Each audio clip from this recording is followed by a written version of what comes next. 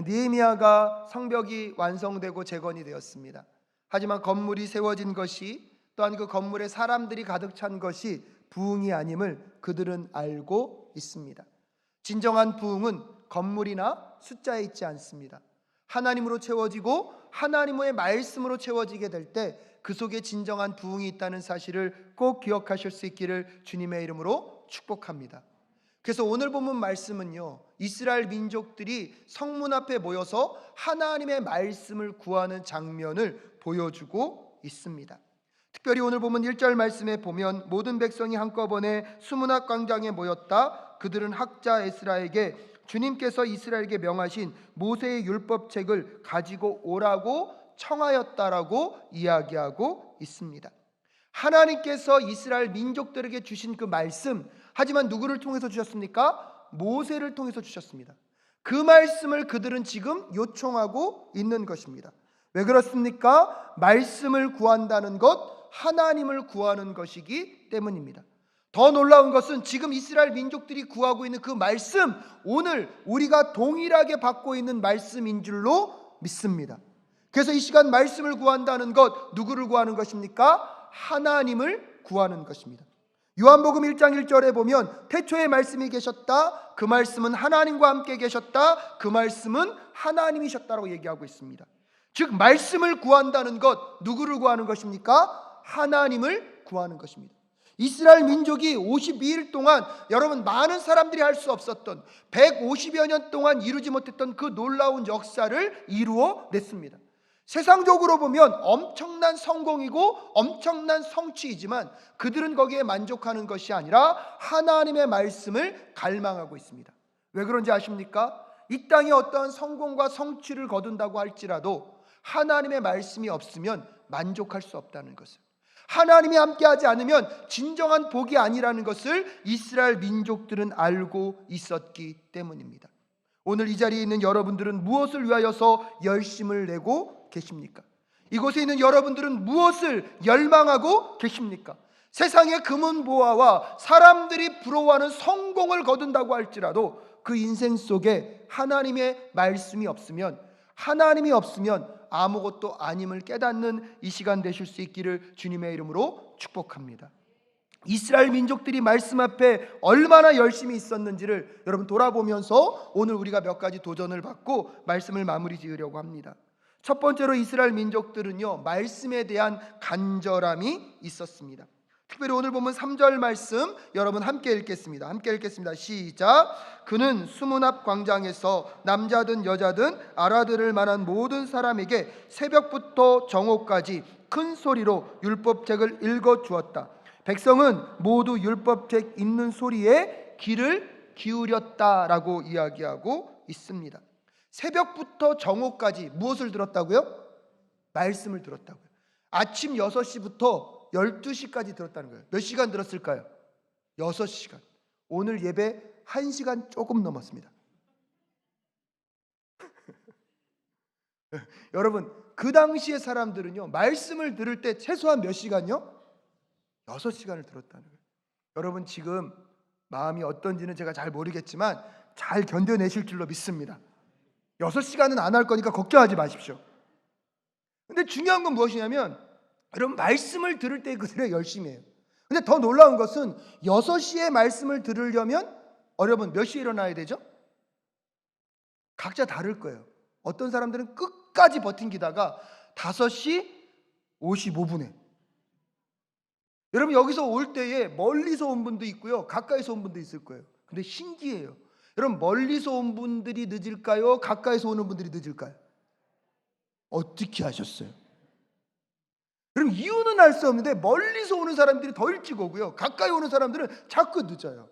그래도 여러분 일어나서 뭐 하는 거야? 준비하는 시간이 필요합니다. 여러분 남자들이 더 많이 시간이 필요할까요? 여자들이 더 많이 필요할까요? 어떻게 하셨어요? 그래서 여러분 저는 남녀를 차별하진 않지만 그래도 이 예배에 올 때에 여성분들이 더 많이 헌신한다는 것을 알고 있습니다. 여러분 거기다가 혼자 오는 게 편할까요? 자녀 데리고 오는 게 편할까요? 여러분 애들 데리고 오려면요, 깨워야죠, 씻겨야죠, 머리 입혀야죠, 옷 입혀야죠. 그 아이들이 또 말은 듣습니까? 들쳐업고 끌고 오고 당겨오고. 여러분 자녀들과 함께 오는 분들에게요, 다른 말 하지 마시고요, 수고했다, 고생했다, 하나님이 뭐 하신다? 기뻐하신다, 격려해 주실 수 있는 우리 모두가 될 수 있기를 주님의 이름으로 축복합니다. 내용과 속은 다 알 수 없어요. 근데 그 정도로 뭐에 열심을 내고 있었다고요? 말씀에 열심을 내고 있었습니다. 또한 그들은요, 이 바벨론에서 오랜 포로 생활을 살았기 때문에 언어적인 문제가 어려웠어요. 근데 성경을 읽을 때는 뭐로 읽었습니까? 히브리어로 읽어야 하기 때문에 오늘 본문 말씀에 보면 그들이 성경을 읽는 것을 돕는 사람들이 있었다는 것을 알 수 있습니다. 여러분 8절 말씀 함께 읽을까요? 함께 읽겠습니다. 시작. 하나님의 율법책이 낭독될 때에 통역하고 뜻을 밝혀 설명하여 주었으므로 백성은 내용을 잘 알아들을 수 있었다라고 얘기하고 있습니다. 그래서 성경을 읽을 때에 혼자 읽은 것이 아니라 옆에 누가 있었습니까? 돕는 사람들이 있었다는 것입니다. 성경을 개인적으로 혼자 공부하는 것도 중요하지만 여러분, 우리 사랑교회 공동체가 함께 성경을 공부하고 가르치는 공동체가 될 수 있기를 주님의 이름으로 축복합니다. 성경을 혼자 읽는 것이 쉽지 않습니다. 누군가의 도움을 받는 것이 필요합니다. 그래서 여러분, 오후 예배 때 오셔서 성경 탐구 40일을 통하여서 말씀을 배워가실 수 있기를 주님의 이름으로 축복합니다. 커피 브레이크를 통하여서 1:1 제자 양육을 통하여서 또 앞으로 벌어질 수많은 성경 공부 시간에 오셔서 여러분 도움을 받으시고, 더 부탁드리고 싶은 것은 여러분이 누군가의 성경 해석에 돕는 자들이 되실 수 있기를 주님의 이름으로 축복합니다. 그리고 나서 여러분, 이 이스라엘 백성들은요, 말씀에 대한 경외심과 존경심을 갖고 있었습니다. 그것을 어떻게 알 수 있습니까? 5절 말씀 함께 읽겠습니다. 시작. 학자 에스라는 높은 단위에 서 있었으므로 백성들은 모두 그가 책 펴는 것을 볼 수 있었다. 에스라가 책을 펴면 백성들은 모두 일어났다. 여러분, 여기서 13사람이 에스라와 함께하고 있는데요, 성경을 가만히 읽다 보면 레위인들이 등장할 때는 그 직분을 설명합니다. 근데 이 13사람을 설명할 때 직분을 설명하지 않는 것 보면 이들은 레위인은 아닐 것이다, 평범한 사람들의 대표일 것이다. 근데 놀라운 건 무엇입니까? 에스라가 성경을 읽으려고 딱 펴면 나머지 사람들이 어떻게 했다고요? 다? 오늘 한번 해볼까요? 근데 여러분, 성경은 폈다 그러는데 그 당시 문화로 보면 핀 것이 아니라 두루마리 성경이었기 때문에 두루마리를 어떻게 했어요? 쫙 펼쳤을 거예요. 두루마리를 쫙 펼치면 온 회중이 자리에서 일어나고요, 그 성경을 읽는데 그것을 듣는 거예요. 몇 시간 들었다고요? 여러분, 지금 설교 10분도 안 됐어요. 근데 오늘 우리 중고등부 아이들에게 너무 고마워요. 오늘 성찬 때문에 같이 왔는데 평소보다 예배 시간이 길어지고 있거든요. 여러분, 조금만 더 인내해 주시면 감사하겠습니다. 여러분, 여기서 일어나서 성경을 들었다는 것은 그 성경에 대한 경외심을 의미합니다. 근데 아까 말씀드렸죠, 말씀은 누구시다? 하나님이시다. 말씀 앞에 경외심을 보였다는 것, 누구를 향한 경외심을 갖고 있는 것입니까? 하나님을 향한 경외심을 갖고 있는 것입니다. 이 정도로 말씀 앞에 세워졌던 그들이요, 말씀을 열심으로 듣자 말씀 앞에 그들이 반응하기 시작합니다. 그 반응이 무엇입니까? 9절입니다. 백성은 율법의 말씀을 들으면서 모두 무엇하고 있습니까? 울고 있습니다. 왜 울었습니까? 말씀을 듣고 말씀 앞에 세다 보니까 내가 얼마나 죄인인지, 내가 얼마나 잘못된 삶을 살았는지 깨닫게 되는 거예요. 그 말씀 앞에서 그의 죄인됨, 그의 잘못함, 그의 삶에서 이렇게 잘못 삶에도 불구하고 하나님이 나를 사랑하셨다는 것을 그가 만나게 되니까 여러분, 눈물로 반응하고 있는 이 이스라엘 민족들의 그 반응이 오늘 여러분의 반응 되실 수 있기를 주님의 이름으로 축복합니다. 말씀은 듣는 것에만 있으면 안 됩니다. 그 말씀을 들었으면 그 말씀이 여러분의 심령과 영혼을 만지시고 터치하는 역사가 있을 수 있기를 간절히 소원합니다. 그래서 말씀 속에서 내가 누구인지, 내가 어떤 존재인지를 깨닫고 그럼에도 불구하고 하나님이 나를 어떻게 사랑하셨는지를 만난 자들만이 하나님을 예배할 수 있고요, 하나님의 말씀으로 살아갈 수 있기 때문입니다. 이 에스라와 느헤미야는 그런 울고 있는 사람들을 위로하고 있습니다. 그것이 오늘 10절 말씀입니다. 느헤미야는 그들에게 말하였다. 돌아들 가십시오. 살찜 짐승직을 잡아 푸짐하게 차리십시오. 먹고 마시도록 하십시오. 아무도 차리지 못한 사람들에게는 먹을 몫을 보내주십시오. 오늘 우리 주님의 거룩한 날입니다. 주님 앞에서 기뻐하면 힘이 생기는 법이니 슬퍼하지들 마십시오라고 이야기하고 있습니다.